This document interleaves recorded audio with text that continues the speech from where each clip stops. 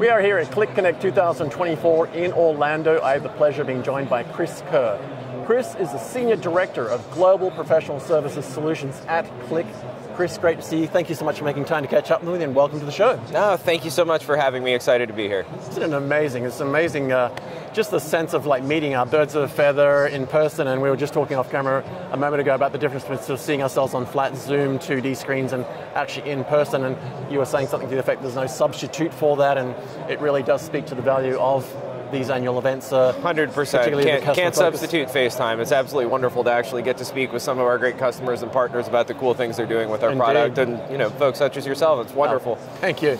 I wonder for our audience who probably know you by name and your overall title, maybe we can just get a little look into kind of how you describe your role when you meet people for the first time, and what the remit overall is in particular. It's a very broad spectrum. In short sense, how do you describe it, and where does that remit sort of fit into the Qlik ecosystem? No, thank you, I appreciate it. So my Qlik is a software company, not a services company. So my role is to help our customers adopt and use our software to solve their greatest business challenges by providing expertise, guidance, whatever it is, education, whatever it is they need in order to help them to do that. So I'm not really measured in terms of how much services we're able to position into customer accounts, but by how successful the customers that we work with are. And obviously we have a great ecosystem of partners that we work very closely with that also are very capable of providing services. So we've got a core services organization that's capable of looking after some of our more strategic customers, some of the more advanced use cases, some of the things where you really need very deep Qlik expertise. So what myself and my team do is we speak with customers about what it is they're trying to accomplish with our software, and we make sure that they have the expertise, guidance, assistance that they need in order to do those things. We do traditional staff augmentation type stuff as well, and traditional professional services too, but that's not really our core area of focus. When we think about what Qlik's broad and getting more and more broad offering entails, often we sort of think of it, as you said, as a software company, as a data platform company. It's since 1993, it's come through that 31-year journey of sort of what would traditionally be an on-prem environment in traditional sort of computer rooms, and then data center, potentially outsourced to third-party service providers. Now it's all in cloud, and there's that whole gamut there. One of the things that regularly comes up, certainly in conversations that I have in boardrooms, is that there's so much capability in there that a lot of organizations, when if they're a transport company or an airline company or a retail company, their remit is, and their core business is to be that airline or that shipping company or that retail company, and the technology skill set isn't always there for them. I imagine that's where you sort of fit into that ecosystem, because I know you've got a number of partners and integration resellers. Walk us through kind of where you fit into that ecosystem, just so we can clarify for audience, and I'll come back on a couple other questions, okay? Because as you said, you're a data and software company. It's come from an on-prem to a cloud space, and now it's services across. But there's that chasm where clients say, well, we're a retail firm, and AI is not really our core strength, or data analytics is our core strength, and the build versus buy is great, we've now bought it, how do we make this work? Walk us through kind of that, how you juggle that marriage between what your ecosystem's doing and where you fit into the ecosystem to make that professional services fit. Does that make sense? 100%, and you're absolutely right. Our customers know their core businesses, and a lot of them have pretty significant capabilities in the area of data and analytics and data integration and these sorts of things. But at their core, they are manufacturing companies, they are logistics companies, they are healthcare companies, they're these sorts of things, and they need to be able to leverage their data in order to solve their specific business problems that they in their industry and vertical need to deal with.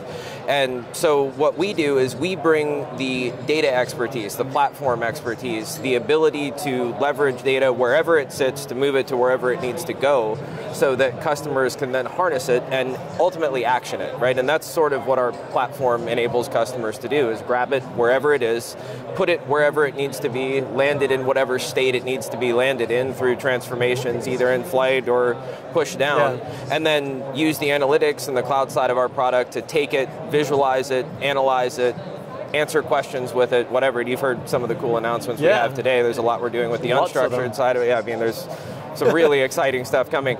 So in services, I mean, we do have obviously consultants that have expertise through having worked with and prior experience with specific industry verticals and that sort of thing, but we don't really see, we don't see ourselves as experts in any one particular industry, any one particular vertical. Yeah. We are experts in data. And we are experts in being able to help our customers leverage their data to solve their business challenges. So when we engage with them, it's a very collaborative engagement where they're telling us what they need from a business standpoint. We're understanding that and making recommendations about how they can leverage our platform to accomplish those things. Well, that's exactly what they're looking for. And with that in mind, I mean, the relationship between your training and education certification side of things, where people are becoming more capable of skill set, how does that overlap with what you're doing in professional services? I imagine there's a fairly close relationship within your organization with what you're doing in the professional services sort of consultative side of how to best leverage data on your platform, as well as what's happening in training and certification where people get those skills but still need a little bit of hand-holding to go and then implement those because they don't actually have any experience. They've got the skills and the knowledge, but they haven't had 10 years of experience in that. Yeah, that's a great question. So what good looks like when we help a customer implement and solve a business challenge, create an analytics application, do whatever it is they're going to do, is when we're done, they don't need us anymore. Because now they know exactly what they're doing. That's a really good outcome for us. That should be on the back of your business card. We do talk about, so every time we engage with customers, we engage in an enablement focused kind of paradigm, right? So we don't, I haven't had a customer say to me in a very long time, just come in and just do it for me. I don't want to know what you did. I'm not interested in you. We always partner with customers so that we're integrating tightly with their teams, their business experts, and in some cases their technology experts, so that we're working in lockstep with them so they understand exactly what it is we're doing. We can enable them on some good leading practices and make it so that they can both manage and utilize the platform using leading practices and in as efficient a way as they possibly can that fits the need of their organization. Yeah. But our goal isn't to get in and get sticky, it's to get in, help them do what they want to do, enable them to the point that they're totally self-sufficient, and then ride off into the sunset, but then we're there if they need us again. And we do have a lot of offerings, like we have a customer success engineer, for example, that is a proactive technical advisory type resource that rides alongside a customer through the duration of their subscription. So for customers that elect to purchase that, they have access to a technical resource that can jump in and answer questions and understand their specific business case, understand their systems, understand what they're trying to do, and regularly check in, just proactively, and say, well, it looks like you're going to scale up in terms of users, you might want to be thinking about this. And as well, if something goes awry, they've got a person they can call who knows them, who knows their environment. So we do have that sort of long tail type assistance. But we also, where we really tend to focus is on the initial implementation to make sure that customers get up and running, get adopted successfully, and get moving in the right direction to really accelerate that time to value so that they can get to doing the things they want to do with the platform and not worry about configuring software, configuring anything like that. Yes, I once had somebody in a very large integrator tell me decades ago that the definition of a successful professional services engagement is to have a start and end date and to stick to those. And you've spoken very directly to those. I'd love you to maybe share, if you can, without giving away any secrets, some potential success stories you've had recently where you've done exactly that and had either a particular pain point or a merger and acquisition and been able to come in and help a customer or a partner go through one of those typical journeys of, this is not our core business, we're using your platform, your capability, we need to get from here to there. What does that journey look like? How do they come to you? How do they engage with you? And maybe even just one example of how that sort of played out so that audience who are probably looking for that very thing from you know what that sort of looks and feels like. Yeah, so I'll give you a couple if it's okay. Please do. Quick. So one I'll start with one that's done, and I'll start with one that we're engaging in now that I'm super excited about. So there's a ton to choose from. So we have a customer that manages a very large fleet of equipment that primarily industry customers, corporate customers use, but some B2C as well. And one of the things that is their greatest cost and one of their greatest challenges is downtime, equipment downtime. If it's not available for rent or not available for lease, it's not making money. At that point, it's a liability. It's not an asset that they're monetizing, and it's just depreciating and not returning any value. And the other side of that is, if you wait until a thing breaks, it is then generally much more expensive to fix than if you're doing it proactively.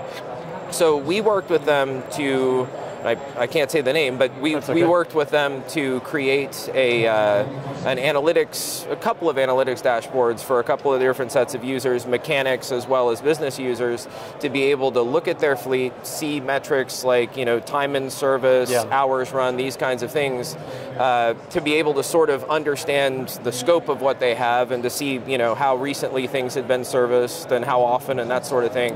And those are great. Those are discrete metrics. They're awesome. They're good to look at, and it's good to sort of help you understand your business and the scope of the problem. But then we then took it a step further and applied machine learning through our AutoML platform along with a decent amount of historical data so that they could then take that and predict downtime.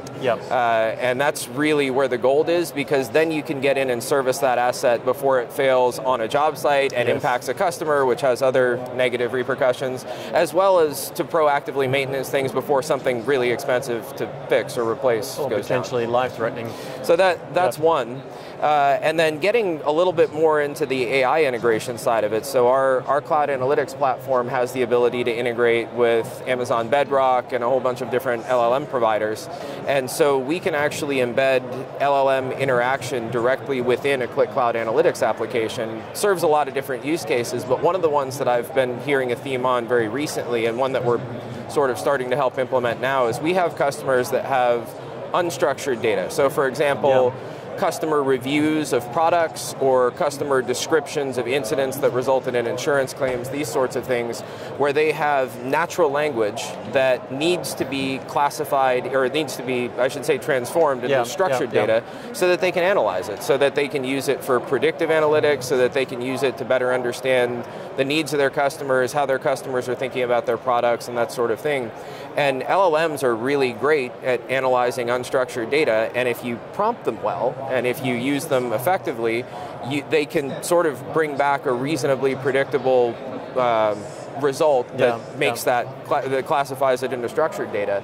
And that's great when you have that embedded inside a Qlik application, because you may have a whole bunch of structured data and then a field that contains natural language descriptions. If you can take that, use that in concert with our automations capability to parse all that, load it back into the application as structured data. Now you've taken that unstructured data, which previously would have taken hundreds, thousands of man hours to manually classify. You've now done it almost instantaneously, and now you can take action based on that analysis and instead of spending a whole bunch of time trying to make sense of the data you have. And that's really the essence of the overall challenge, isn't it?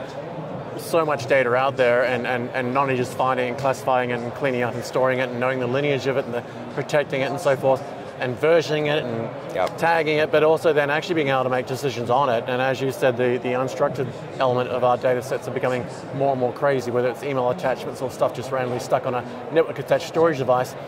And also you touched on the translation element, which I imagine will become a real thing as well, and that is that if you've got, I imagine a help desk, for example, for every call, you've got a unique series of language challenges of how people describe their problem, 100%. But also then cultural language challenges, which is maybe somebody's come from a Hispanic background or a French background and they're throwing words in there that aren't just plain English, which the LLM needs to not only take as an unstructured data set, but now a multiple language sentence, which must just be an amazing brain bender to put together, but to get it into structured data, then to be able to use it and predict it, it seems invaluable. It's game-changing technology, and we're super excited about being able to help our customers start to adopt some of the things we're announcing here today around the Qlik Talend Cloud capabilities and around particularly Qlik Answers.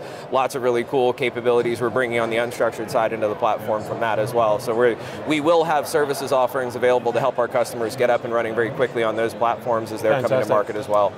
Well, we'll have you back on the show to talk about those in more detail later, but Chris, it's been fantastic to see you. Thank you so much for making time to catch up with me, and great to have you on the show. I hope you have a fantastic next couple of days of the event. It looks amazing. I'm very excited to be here.